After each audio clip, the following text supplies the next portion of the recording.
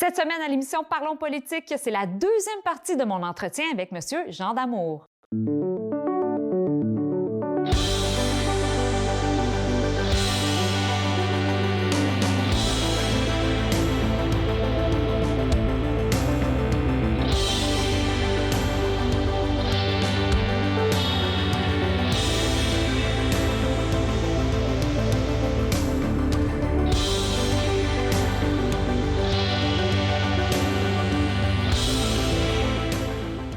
Parlez-nous un peu des rencontres exceptionnelles que vous avez eues pendant vos années en politique. Moi, j'ai eu l'occasion de rencontrer M. Hollande à l'époque où il était président de la France, Michel Valls, qui était premier ministre.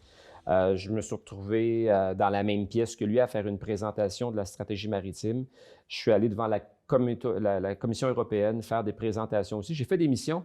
Je suis allé, entre autres, je suis allé en Norvège. Je suis allé en Belgique, je suis allé aux Pays-Bas, je suis allé en France à quelques reprises, entre autres congrès maritime à Marseille. J'ai réussi à amener au Québec un congrès sur le développement des biotechnologies maritimes dans l'est du Québec, à Rimouski. Écoutez, j'ai des souvenirs de ça qui sont impérissables. Mais ça, c'est le beau côté là, oui. de la politique, oui. La rencontre des gens. Mais ça, aussi les voyages, c'est le fun. Ça, aussi. c'est une autre chose. C'est quand on fait des missions à l'étranger, tout le monde pointe ça en disant c'est un voyage. Écoutez, j'ai déjà fait, oui, c'est des déplacements. Oui, on est privilégié. Moi, je me souviens d'une mission en France, l'une des premières, passe devant la Tour Eiffel. Ça va vite, là. La Tour Eiffel. J'ai vu la Tour Eiffel. N'arrête pas, là. On partait. Je suis déjà arrivé. Tu peux pas arrêter à tous les attraits touristiques. Là. Non, mais regarde, je suis déjà arrivé en France un matin, là. À 10 heures le matin, là, le temps d'aller à l'hôtel, se rafraîchir un peu et de participer à une rencontre 2 heures plus tard à la délégation générale du Québec à Tout Paris. ça avec un décalage horaire? Avec des dossiers, oui, sérieusement. Puis 48 heures plus tard, les bagages à l'entrée de l'hôtel, puis on partait, là. C'était les visites alternées avec la France à ce moment-là. Puis moi, j'avais 2 jours de rencontre. Une visite était plus longue, là. Moi, j'avais 2 jours. Pas question de passer une journée de plus là. C'est des vacances aux frais des contribuables, puis il faut éviter ça, puis c'est correct, c'est normal. Oui. Mais c'était ça, tu sais, c'était rapide. C'était tout le temps comme ça. C'est un peu le problème, c'est que ça va tellement vite au niveau politique. Tu fais ce que tu as à faire, puis tu t'en vas. Puis c'était comme ça au Québec aussi. Tu sais, je faisais mes semaines à Québec. Comme ministre, souvent, le vendredi, j'allais à Montréal ou j'allais dans les régions, je revenais, le compter les fins de semaine. C'est trépidant. Puis, je le répète, je me plains pas. J'ai eu la plus belle vie, moi. Je ne pouvais pas espérer mieux sur le plan professionnel. Puis sur le plan personnel, je me suis réalisé là-dedans. J'ai probablement commis des erreurs. Pas probablement, je le sais et je connais lesquelles. On n'en parlera pas. J'ai fait mes erreurs. Moi, je connais pas. Mais il n'y a personne qui peut m'enlever un cheveu sur la tête. Mais qui n'a jamais fait d'erreur? Ah, bien, je vais en faire encore. Hein? Oui, là, c'est la vie. Là. Sur le plan de l'engagement, quand je prenais un dossier, j'avais un petit côté pitbull. On le lâchait quand ça se terminait. Et on en a échappé. Tout le monde en échappe. Là. De temps en temps, c'est un dossier, il y en a qui ne sont pas réalisables. Mais dans l'ensemble, là, chaque dossier se doit d'avoir une stratégie unique. C'est avec mes attachés politiques, le lundi matin, on se parlait, puis ils faisaient évoluer les dossiers. Quand ça devenait un cas de député, ils me le disaient. J'appelais mon collègue ministre, puis je lui disais, écoute, chez nous, il faut que ça passe. Voici comment on va le faire. Voici comment on devrait le faire. Voici l'échéancier. Et on s'entendait là-dessus. Tu sais, il y a des affaires qui ne s'achètent pas dans la vie, l'expérience. Après toutes ces années-là, j'avais, je pense, développé un modèle qui était le mien et qui n'aurait probablement pas été un bon modèle pour d'autres, mais c'était le mien. Puis on avançait là-dedans. Puis aujourd'hui, ma fierté, l'été, maintenant, je fais un peu de moto. Puis quand je me promène dans les municipalités, puis je vois une construction, un service de garde, un centre communautaire, un aréna transformé, j'ai une petite fierté intérieure. Ça m'appartient. Je vais pas comment dire... Mais là, si vous avez une moto, c'est parce que vous pouvez profiter un peu plus aussi de la vie. Ouais. Hein? Parce que la vie en politique, là, il faut faire aussi pas des deuils, mais il y a des choses que des fois, on peut pas être avec la famille. Mais en même temps, je le disais tantôt, hein, j'ai vécu des affaires que d'autres ne vivent pas. Je suis privilégié. Oui, il y a un prix à payer, c'est évident. Tu sais, je veux dire, moi, je l'ai souvent dit, j'ai raté le baptême du plus vieux de mes petits-enfants là, pour être avec le prince Albert de Monaco puis le premier ministre. Quand même! J'ai manqué ça, puis je me le reproche encore. Ça va faire 5 ans bientôt, puis je vais encore me le reprocher. Mauvaise décision personnelle. Mais je peux pas me plaindre parce que j'ai eu une belle vie politique. J'ai fait des choix, je les assume. Si on posait la question à mes enfants, probablement qu'eux autres, ils vont se dire que je n'étais pas vraiment là tout le temps. Là. Je pense que, souvent dans les entrevues, je pense que j'ai été un bon père, mais si ma conjointe n'avait pas été là, honnêtement, fait que ça fait partie d'un tout aussi. Ah ben oui, c'est sûr que là, il faut avoir une compagne qui est là pour pallier. Hein? Je suis très, mais très, très reconnaissant et elle le sait pour ça. Tu sais, quand je regarde aller mes enfants aujourd'hui, de bons enfants qui gagnent leur vie, qui ont des professions, qui sont heureux, je le dois beaucoup à Maryse. Puis, il faut être honnête, là, il faut le dire. J'étais là, quand il fallait, mais j'étais pas tout le temps là. Et puis là, maintenant, vous êtes grand-papa. Oui. De combien de petits-enfants? Savez-vous comment il m'appelle? Non. Pépère. Pépère? Pépère. Écoutez, mes enfants aussi, ils ont leur pépère, mais mon garçon a décidé de changer ça pour Pépé. Ah, OK. Ah. Mais j'en ai 6. 6 j'ai un petit-fils là, qui a une semaine, jour pour jour. Et je vais avoir un autre petit-fils ou petite-fille en septembre. On ne sait pas encore. C'est ma fille qui est enceinte pour une deuxième fois. Alors, voyez-vous, moi, je suis fils unique. Ah. Pas de frère, pas de sœur. Ah, ça, c'est rare, hein? J'ai eu le bonheur d'avoir 4 enfants. On a eu 4 enfants. Puis aujourd'hui, écoutez, je pense, à l'âge que j'ai, on pense agrandir la maison, ne serait-ce que pour accueillir les petits-enfants puis tout le monde. Là. Ben oui, c'est sûr. Là, ça fait une grosse famille. Peut-être que ce dont vous n'avez pas eu quand vous étiez jeune, une grosse famille, étant donné que vous étiez seul. Ça me manquait beaucoup quand j'ai... Ben, c'est peut-être pour ça que vous n'avez fait 4. Oui, bien, c'était pas prévu comme ça, dans le sens qu'on s'était dit, bon, on aura 2, peut-être 3. Puis finalement, on s'est laissé, on aime les enfants, on en a eu 4. Puis si j'avais recommencé, j'aurais les 4 mêmes enfants. Honnêtement, je recommencerais ça demain matin. Tu sais, c'est une source de bonheur parce qu'après la politique, hein, tu sais, ça, M. Charest nous le disait souvent quand il était premier ministre au Québec, dans le caucus, il disait, collègues, n'oubliez jamais que ce qu'on fait, c'est passager. Tu sais, c'est une étape dans notre vie. Organisez-vous pour avoir un après politique agréable avec vos familles. Protégez votre vie là-dedans. J'ai toujours suivi ce conseil-là. Puis aujourd'hui, quand on se retrouve le 24 décembre, quand il n'y a pas de pandémie, mettons, là, qu'on réussit à se réunir tout le monde ensemble, je me recule dans le fauteuil, puis je regarde ça, puis je me dis, wow, on a réussi à faire en sorte que tout le monde soit là. Touchons du bois, là. C'est ça, on va faire comme si. On est en santé. Que ça reste comme ça le plus longtemps possible. Ah ben oui, ça c'est sur la santé. Hein? Moi, je vis encore tout près de la ferme. Je vis dans un secteur résidentiel, mais derrière chez moi, mon voisin, c'est Ferme d'Amour. Là. Alors, je suis mon propre voisin. Alors, ça fait un contexte de vie qui est pas mal intéressant. Et là, vous avez parlé de Jean Charest? Oui. Bien, ça m'amène à vous dire que vous êtes encore un peu dans le milieu de la politique parce que vous appuyez la candidature de M. Charest pour le Parti conservateur fédéral. Donc, c'est tout un changement quand même, mais vous l'appuyez parce que vous pensez que même s'il change de parti, pour vous, qu'est-ce que ça vous dit? Bien, c'est pas qu'il change de parti, c'est qu'il retourne à son ancien parti. Parce que M. Charest a été député et ministre progressiste conservateur à l'époque de Brian Mulroney. Oui, c'est vrai. Moi, je le regardais aller, hein, comme tout le monde. Et à un moment donné, j'ai connu, moi, Jean Charest, quand j'étais directeur général de la Chambre de commerce. Okay. Et quand il est arrivé à la politique, en politique au Québec, on s'était croisés, on s'était parlé, puis ça a bien été. Là, puis après ça, il a continué moi, j'ai continué mon travail. Lui, la vie politique nous a unis. Il a été premier ministre en 2003. Moi, j'étais maire depuis 1999. Puis au gré des rencontres, on a développé une belle amitié. Je suis devenu, avant d'être élu député, j'ai été président du Parti pour le Québec. Donc, il y a une proximité que j'ai vécue avec M. Charest sur le plan professionnel, mais sur le plan amical. C'est un homme auquel je crois beaucoup. Il a une vision du Canada qui est unique. Il est le politicien qui connaît le mieux le Canada. C'est quelqu'un qui, sur le plan international, est respecté beaucoup.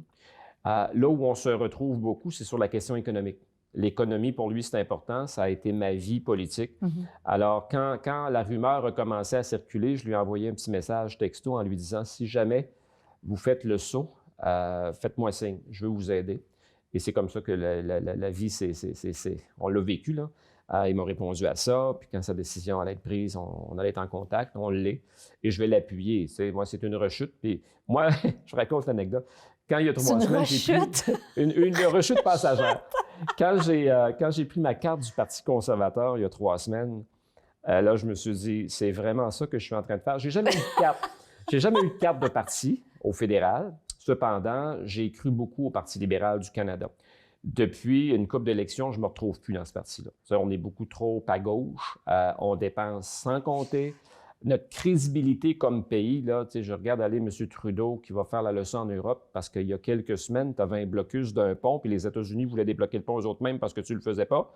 J'ai un peu de misère avec ça, je ne veux pas être trop partisan, mais sur le plan de ma pensée politique, si le Parti conservateur revient un peu plus au centre-droite, okay, parfait. J'ai pris ma carte du Parti conservateur. Qui aurait pu croire ça?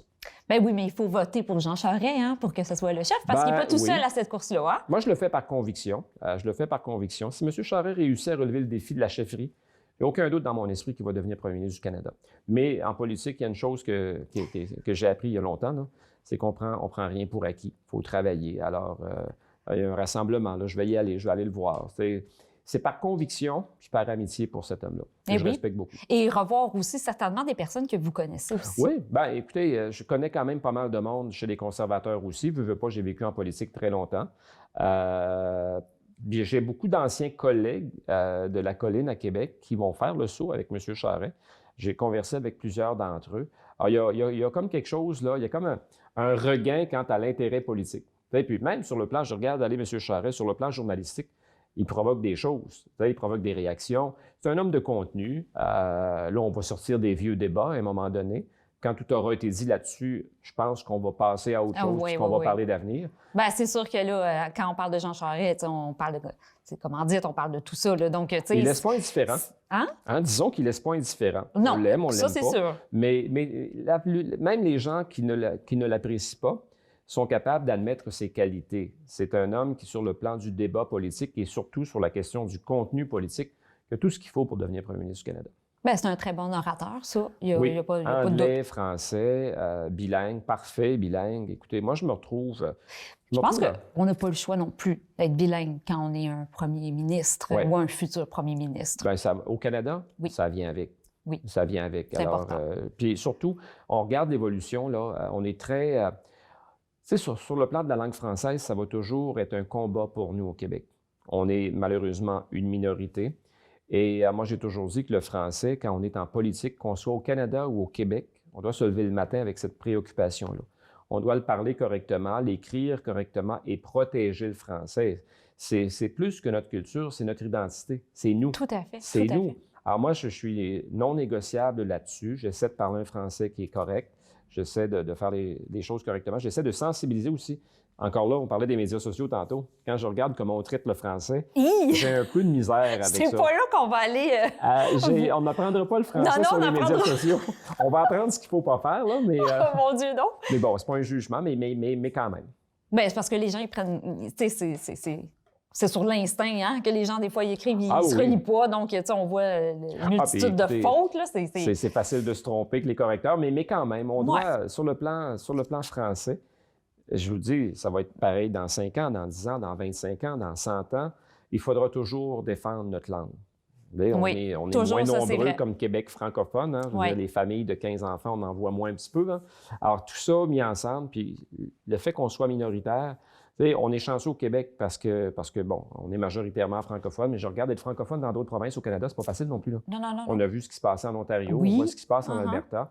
Alors, c'est une responsabilité qu'on a, puis une heureuse responsabilité. Quand on a le respect de la langue, on a le goût de la défendre, on a le goût de bien la parler, puis on a le goût de faire poser les gestes qui s'imposent. Bien, tout à fait.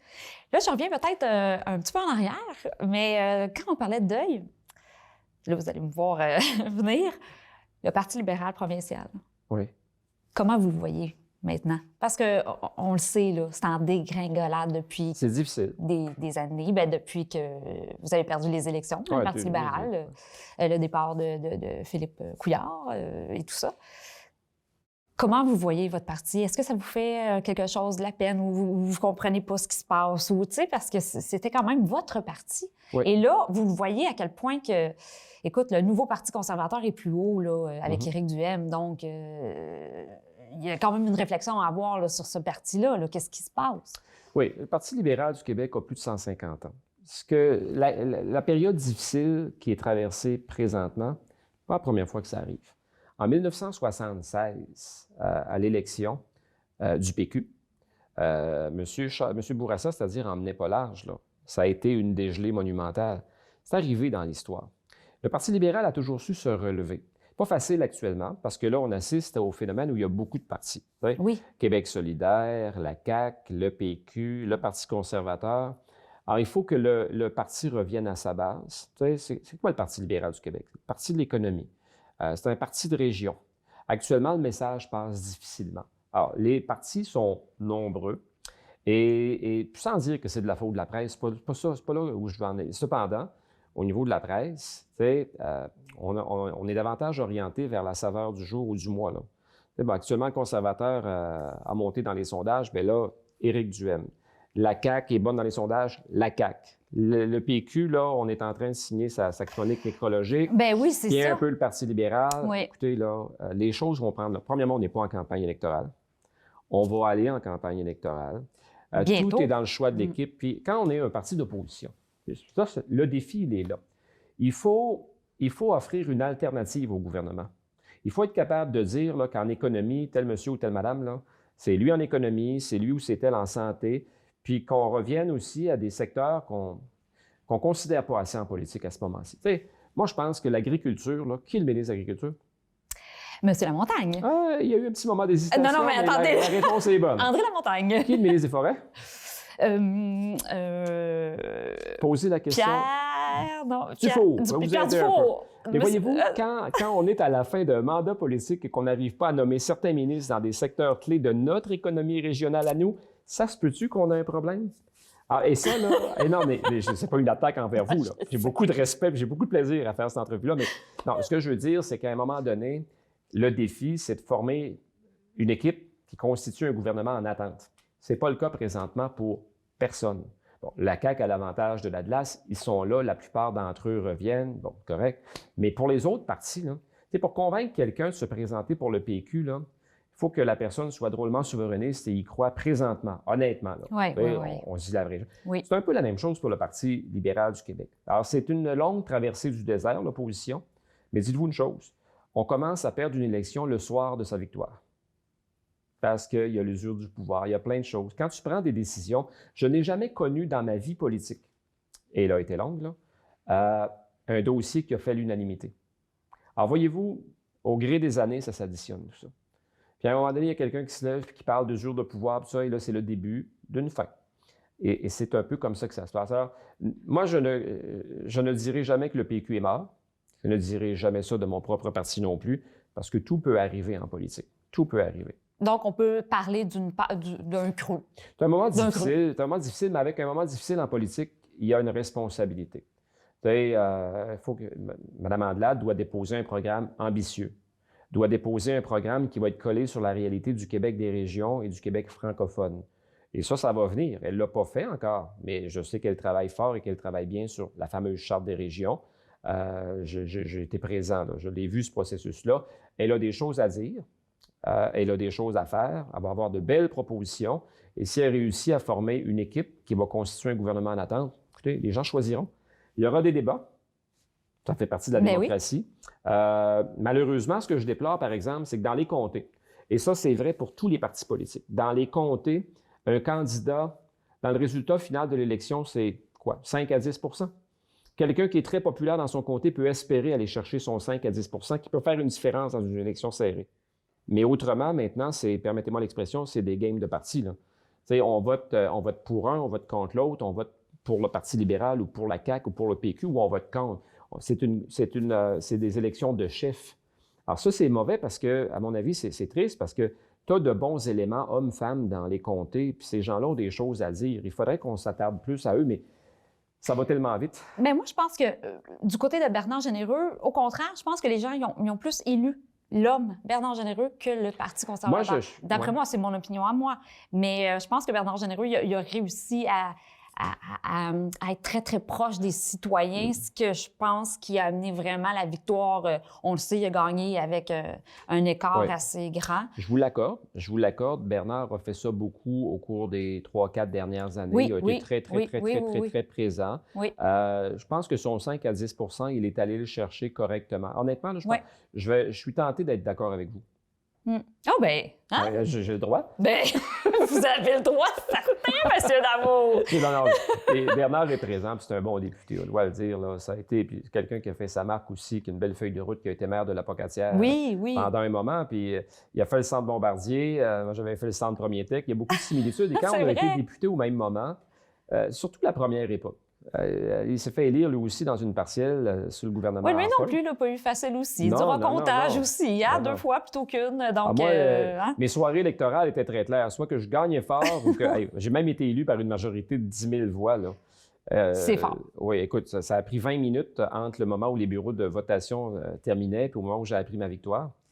Mais où je gagne ou je perds, il n'y a jamais d'entre-deux. Moi, j'ai jamais perdu par 5 voix, puis j'ai jamais gagné par 5 voix non plus. Bien, c'est peut-être mieux comme ça. C'est moins stressant, moins angoissant pendant les jours qui suivent, là, parce que le recomptage, pas les soirées électorales ont aussi fait. Là. Les premières fois, je trouvais ça abominable, mais à un moment donné, tu t'assis et t'attends. De toute façon, les gens ont décidé. Puis en démocratie, le monde, moi, j'ai souvent dit, en démocratie, les gens ne se trompent pas. Ils décident. On ne peut pas dire que les gens... On ne peut pas critiquer... On peut pas... Parce que le résultat ne fait pas notre affaire, on peut pas contester. C'est le choix démocratique. On ne peut pas aimer vivre en démocratie et ne pas accepter le résultat qui vient avec. C'est malheureux, mais c'est ça. Qu'est-ce qu'on peut y faire? Entre vous et moi, y a-t-il un meilleur système dans le monde que la démocratie? Je ne crois pas. Écoute, ça ne sera certainement pas le modèle de la Russie qu'on va prendre parce que là, c'est là qu'on voit à quel point que notre liberté... Ouais. Voyez-vous, elle est là. La réflexion on parlait de français tantôt. On disait qu'on a une responsabilité à l'égard du français. On a aussi une responsabilité à l'égard de la démocratie. Il faut protéger ça, la démocratie. On gagne, on perd, mais la démocratie comme système, le pouvoir de s'exprimer en toutes circonstances, de donner notre avis, c'est très, très, très, très important. Que ce soit, on parle de politique, mais dans nos vies personnelles aussi. On est imprégné de ce système-là, qui nous rend de grands services, qui a fait de nous ce que nous sommes, et on se doit de protéger la démocratie, comme le français. Ça fait partie de ce que j'appelle le rôle citoyen. Et là, pour vous, la suite? La suite. Quelle est la question? Je la vois venir comme un camion sur la 20. Gros marqueur! Mais... La suite dans le monde politique? Là, vous dites que c'est temporaire. OK, vous allez appuyer genre une petite rechute, là, mais il peut peut-être en avoir une autre chute, non? Vous êtes jeune encore. Je me méfie. Bien, merci. Je me méfie de moi. C'est que j'ai dit un jour, et je vous raconte l'anecdote, après ma défaite de 2007, dans ma tête à moi, là, la vie politique, c'est terminé. Et M. Charest m'avait dit à ce moment-là, puis on avait une rencontre, je l'ai souvent raconté, on avait une rencontre dans un sous-sol d'église dans le coin de Sainte-Foy à Québec pour remercier des bénévoles de campagne. Puis j'étais encore président du parti, c'est-à-dire juste avant que je devienne président, j'étais près du parti. Et M. Charest me regarde, t'as bien l'air déprimé. Ben, je dis, écoute, moi j'avais un rêve dans ma vie, c'est celui de devenir député. Il m'a manqué mon coup 2 fois. Et là, il me répond, t'as rien compris. T'as quel âge, toi? Il dit, tu penses que ta vie politique est finie? Elle n'est pas commencée. En voulant dire, retrousse-toi un peu, retourne chez toi puis travaille à ton avenir politique. Et c'était en 2007, là, au printemps. Et en 2008, je suis devenu président du Parti libéral du Québec. Alors, je me méfie, mais sincèrement, là, les chances que je retourne faire une 9e campagne électorale là, sont à peu près nulles. À peu près nulles. À peu près nulles, oui. Retravailler en politique, donner un coup de main...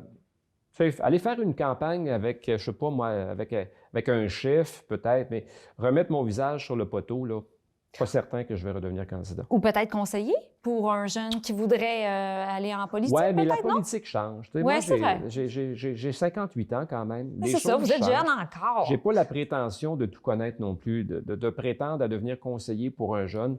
Est-ce que je peux donner quelques conseils? Oui, parce que la politique sera dans 100 ans ce qu'elle est aujourd'hui si c'est encore des humains qui la font. Les chances sont fortes. J'espère, ça serait qui sinon? Mais refaire un travail de député, de parlementaire à l'Assemblée nationale, demain matin, là, je serais très heureux de ça. Sauf que pour se rendre là, il y a un long chemin. Là. Préparer une campagne électorale, travailler sur une organisation, faire la campagne. Trouver son équipe. On en parle, là, puis non. Non. Où est-ce que je signe pour non, là?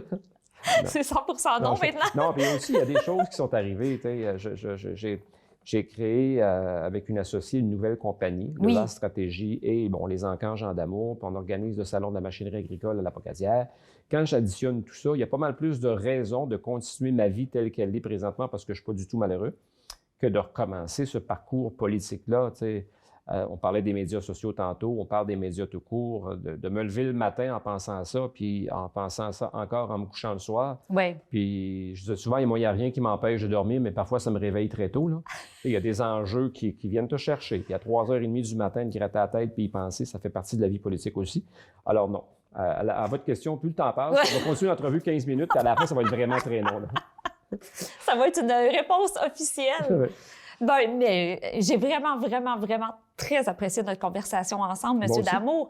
Vous êtes quelqu'un de très agréable à discuter. Vous êtes quand même très ouvert. Je vous retourne le compliment. Ah oui? Bon, bien, écoutez, je pense qu'on s'apprécie alors. Merci beaucoup. Puis, on va quand même vous voir un peu dans le paysage, parce que moi, je vous vois de temps en temps là, dans mon travail. Donc, vous êtes une personne quand même qui reste très active dans votre région. Ouais. Donc, merci pour toutes ces années d'implication parce que je pense que c'est important de remercier les gens qui s'impliquent, mais qui se sont impliqués. Et vous avez fait beaucoup pour la région. Donc, moi, je vous remercie pour l'implication que vous avez faite. Bien, votre propos me touche beaucoup, puis c'est moi qui vous remercie. Vraiment, ça a été un plaisir de participer à cette entrevue-là. Bien, merci beaucoup, M. Damour. Au revoir. Au revoir. Et de notre côté, on se voit pour la dernière émission de la série Parlons politique. À la semaine prochaine.